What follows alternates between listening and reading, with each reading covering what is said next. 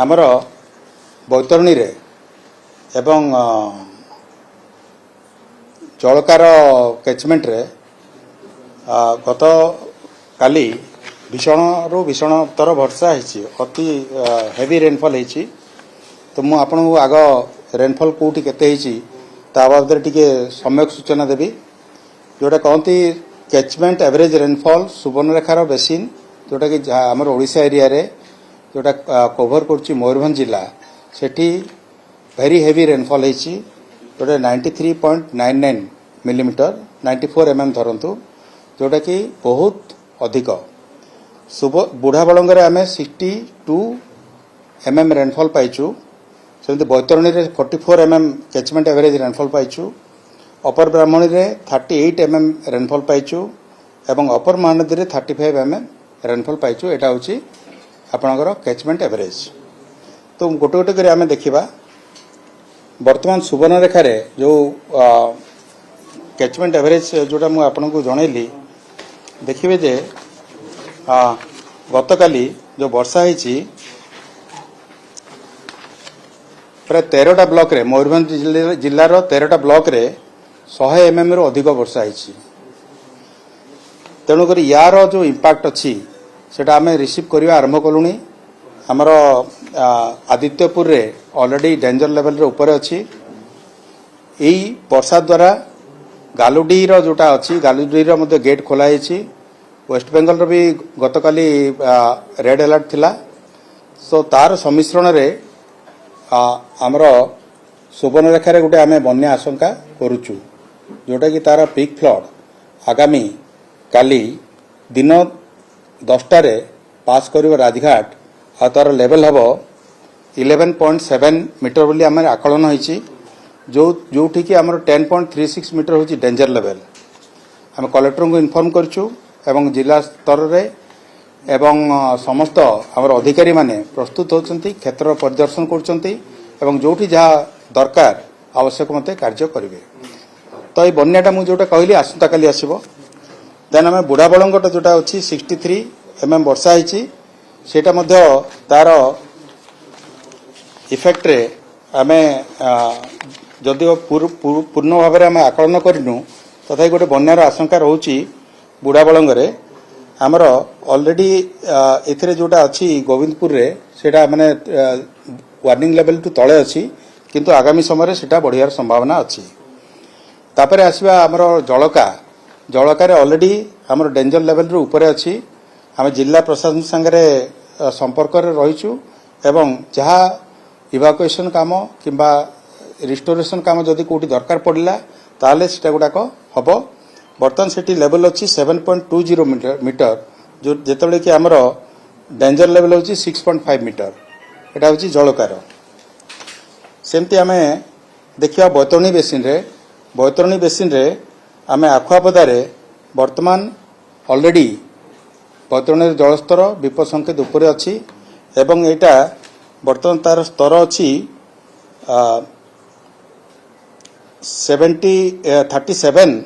38.22 metre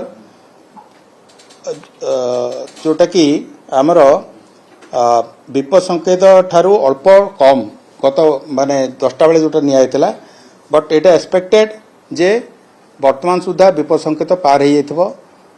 आमर collector Jajpur एवं collector Bhadrak उभय को इन्फॉर्म कर दिया जायछि।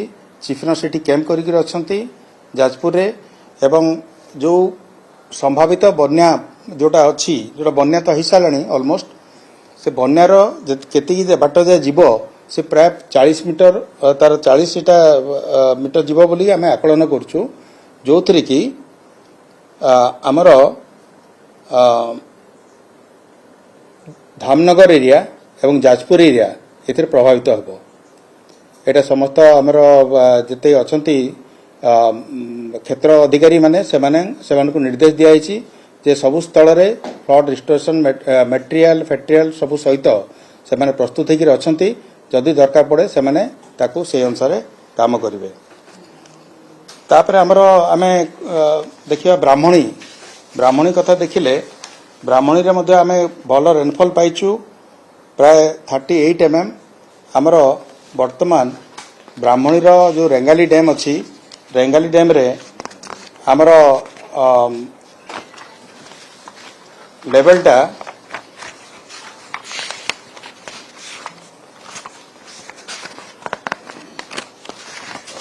कहीं लेवलटा कहीं हाँ आमर जो लेवलटा अच्छी सेटा अच्छी 121 पाखापाखि जोटा कि आमर विपद संकेत यथेष तले अच्छी एवं से जेहेतु स्पेस अच्छी आमर 71-72% स्टोरेज अच्छी एवं सेटा जेहेतु आमर स्पेस अच्छी सेटा आमे तापे कौन सी असुविधा हे बोलिके आमे आशंका नहीं आमर तेबे रेंगाली आ गोटे गेट गतकाली खोला होईची एवं टोटाल 3टा गेट बर्तन चलुची यार जो प्रभावटा हम जेनापुर आउ तलकू जोटा आमर आसब केन्द्रापड़ा एरिया से समस्त को सजाग कर दिखाई जे जी तलिया अंचल पार्टिकुलरली तलिया अंचल जो भी आमर यहाँ रते माने ये निष्कासन यहाँ सबू से लोक इभाकुएसन करने को पड़ो आउ रहा हीराकुद कथा हीराकुद वर्षा होती आमर तार अपर महानदी आमर कैचमेंट रे 35 mm एवरेज कैचमेंट एवरेजटा यहाँ मत बड़ तेणु आम से हिसाब से आम पाखापाखि 4 लाख आम क्यूसेक ऑलरेडी हीराकुद रिसीव होची किंतु आम से एब्जर्व करूँ जेहेतु लेवलटा आमर गतकाली 609 एवं से 610 ये अराउंड रे अच्छी आम यही जो बन्या जलटा प्रवेश करिछि ताको आम हीराकुद डैम रे एब्जर्व करूँ आ तल को केवल 20टा गेट रे जोटा गतकाली खोला होईछि से गेट बर्तन पर मेंटेन हम से कौन प्रकार बन्या आशंका नहीं महानदी अववाहिका रे तो यहाँ गला आपणकर सबू डैम आउ यार रिपोर्टा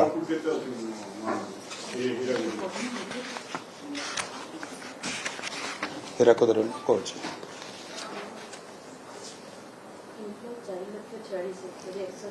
4,46,000 अच्छी इनफ्लो वर्तमान एवं आउटफ्लो अच्छी 3,36,000 तेणु आम माने लक्षे पाखापाखि आम डैम रे ही रखुचु वर्तमान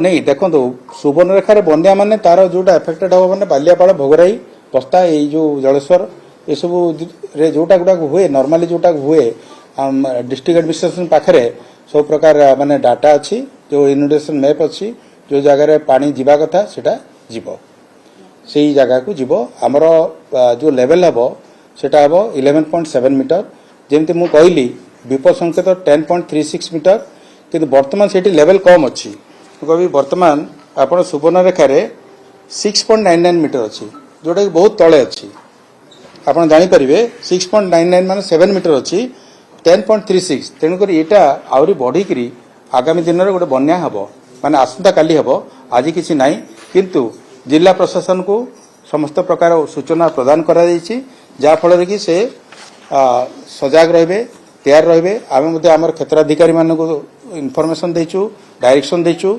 समस्त साइट रे अछंती एवं जेकोसी संभाव्य परिस्थितिर मुकाबला समस्त प्रस्तुत होकर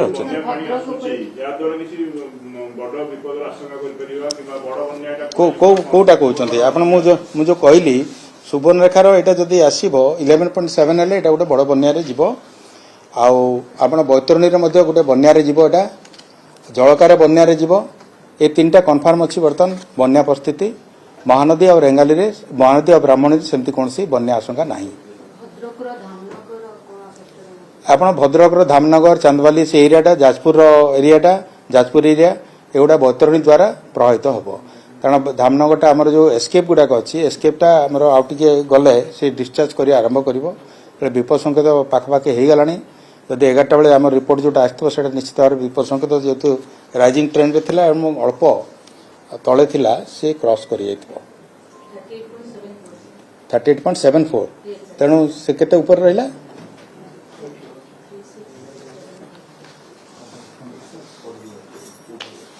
आउ जोटा रिजर्व भोगरई बालेश्वर देखो बुढ़ाबल द्वारा बालेश्वर हम जलका द्वारा बालेश्वर से एरिया हम अवस्था तापरे आप बालियापाड़ भोगरई एवं जलेश्वर किसी अंश से गुड़ा सब प्रभावित हम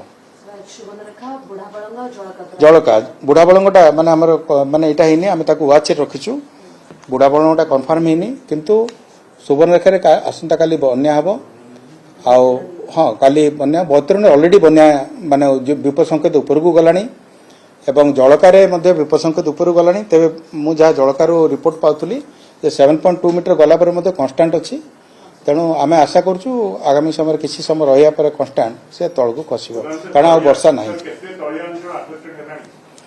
ନାଇଁ, ବର୍ତ୍ତମାନ ଯାଏ କିଛି ହେଇନାହିଁ, କାରଣ ଦେଖନ୍ତୁ ସୁବର୍ଣ୍ଣରେଖା ଯୋଉଟା କହିଲି ଆସନ୍ତାକାଲି ସେଟା ବନ୍ୟା ପାଣି ଆମେ ବନ୍ୟା ଜଳଟା ରିସିଭ୍ ହେବ କୋଉଠି, ରାଜଘାଟରେ। ଆସନ୍ତାକାଲି ପାଇଁ ସେଟା ଅଛି ଏବଂ ବୈତରଣୀରେ ବର୍ତ୍ତମାନ ବନ୍ୟା ଜଷ୍ଟ ଆଖପାଦରେ ସେଟା କ୍ରସ୍ କଲା। ତେଣୁକରି ତାକୁ ଯେତେବେଳେ ଇଫେକ୍ଟ ହେବ ସେଇ ଯୋଉ ବନ୍ୟା ଜଳଟା ଯୋଉ 40 ମିନିଟ୍ ଯାଏ ଯିବ, ସେଇଟା ହେବା ଦ୍ୱାରା ଯେତିକି ଆମର ଏଫେକ୍ଟେଡ୍ ହେବ ସେଇ ଧାମନଗର ତଳିଆ ଅଞ୍ଚଳ ସେଟା ଆରମ୍ଭ ହେଇନି, କିନ୍ତୁ ଆରମ୍ଭ ହେଇଯିବ 3ଟା ବେଳେ। ଆମର କହୁଛି ଧାମନଗର ବ୍ଲକ ଏଫେକ୍ଟେଡ୍ ହେବ, ଧାମନଗର ଚାନ୍ଦବାଲି ଲେଫ୍ଟ ସାଇଡ୍ରେ ଆମର ହେବ, ଯାଜପୁର ଗୋଟା ହେବ, ଆମର କାଣି ଏସବୁ ଯୋଉ ନଦୀ ଗୁଡ଼ାକ ଅଛି ସେଗୁଡ଼ା ସବୁ ଏଫେକ୍ଟେଡ୍ ହେବ। ଯାଜପୁର ଆମର ସେପଟେ ଯୋଉ ରାଇଟ୍ ସାଇଡ୍ରେ ଅଛି ଆମର ଦଶରଥପୁର ଏଇ ଏରିଆ ଗୁଡ଼ାକ ହେବ। ନାଇଁ, ଅନ୍ୟ କ୍ୟାଚମେଣ୍ଟ ଏରିଆରେ କମ୍ ଅଛି ବର୍ଷା। ମୁଁ ଯୋଉଟା 20 mm ରୁ ଅଧିକ ମୁଁ ସେଗୁଡ଼ା କେବଳ ଆପଣଙ୍କୁ କହିଲି। ଆଜି ଆଉ ଆସନ୍ତାକାଲି ବର୍ଷାର ଯୋଉଟା ଅଛି, ବର୍ଷାର ଯୋଉ ସମ୍ଭାବନା ଅଛି, ବର୍ତ୍ତମାନ ଯୋଉ ଅବପାତଟା ଆମର ଯାଇକରି ବର୍ତ୍ତମାନ କେନ୍ଦୁଝର, ସୁନ୍ଦରଗଡ଼ ଏବଂ ଏଇଟାରେ ମଧ୍ୟ ବର୍ଷା ହେଇଛି କିଛି, ଆଉ ସେଇଟା ଯାଇକରି ଆମର ଛତିଶଗଡ଼ରେ ହେବ। ତେଣୁ ଆଗାମୀ ଦିନରେ ଆମେ ମହାନଦୀରେ ମଧ୍ୟ ହୀରାକୁଦରେ ଆଉ ଟିକେ ବନ୍ୟା ଜଳ ଆମେ ରିସିଭ୍ କରିବୁ, କିନ୍ତୁ ଆମେ ତାକୁ ଏବଜର୍ଭ କରିବାକୁ ବର୍ତ୍ତମାନ ଚିନ୍ତା କରୁଛୁ। ଯଦି ନିହାତି ଦରକାର ନହେଲା ଆମେ 20ଟା ଗେଟ୍ରୁ ଆମେ ଅଧିକକୁ ଯିବୁ ନାହିଁ।